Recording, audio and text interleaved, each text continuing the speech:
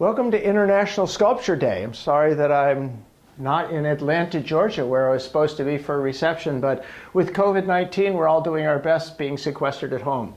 I'm Andy Moerlein, and this is one of my sculptures.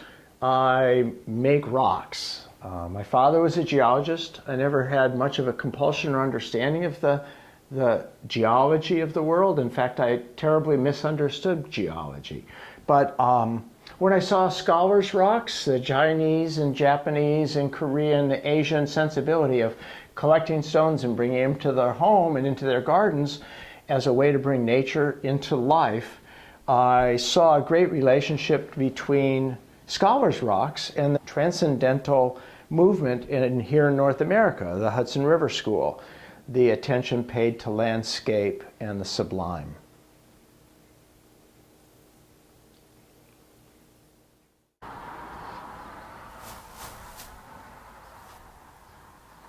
This is our home, and this is another one of my pieces, and it's been an exciting adventure being here in this wonderful little town of Maynard, Massachusetts.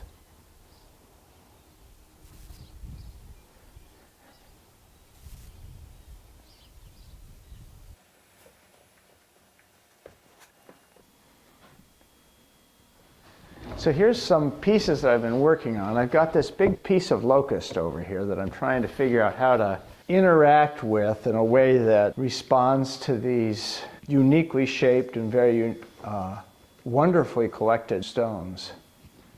This one I especially like because it's turned in two different directions on two different bases. And I've been trying to come up with a way to do that with one for a while.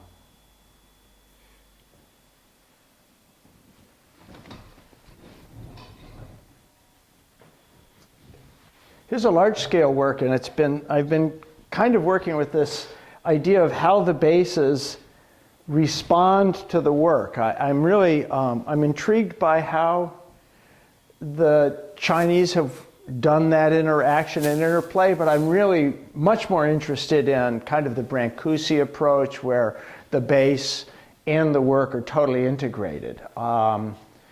And sometimes I get stuck on how I'm going to deal with color and design in the pieces, so I've done some studies.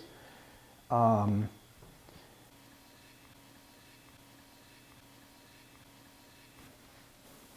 are a few more studies that I've the maple and the plywood there are reproduced in the plywood, and the maple piece here, which is made to be handled and enjoyed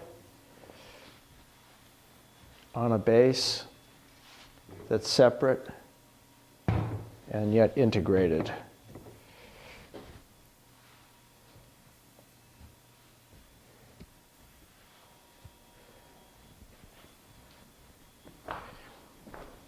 Here's a monumental log that's just about to be carved.